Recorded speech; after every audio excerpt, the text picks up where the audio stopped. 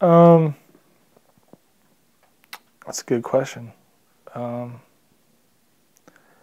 Probably the biggest deal I did was, we had an RV for 3.5 years, and I had played well and gotten back on tour in '03, and we had the two small children at the time and 18 months apart, and it's hard to travel flying and hotel rooms, and they're crawling around the floor. You couldn't bring any toys with you, and I had tried for a year to talk my wife into it because I just knew that it was a way of life. I wanted it to feel like home. I didn't want it to feel like a hotel every week. And at the time we bought the RV, it cost more than the house we lived in.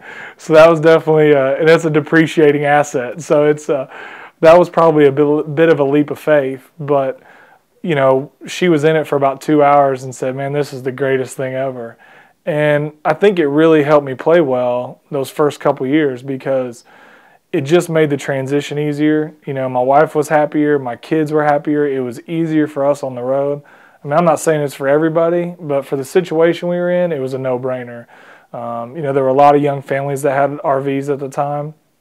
So, it was like a 4th of July barbecue 3 nights a week. You'd go home and it really felt like home. You weren't just coming back to a hotel room and trying to figure out what to do. You could go outside and throw the football. My kids were riding their scooters.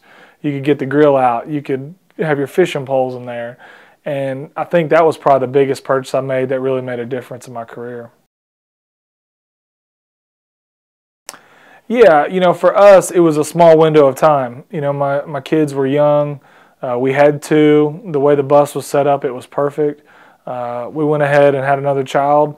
And once we went to three children and my daughter got to school age, it just didn't make as much sense. They weren't going to be traveling as much. I wanted the flexibility to come home if I missed a cut or anything like that. So for us, we used it for that window of time, and it was great, and then we moved on. So I definitely think there's an expiration date.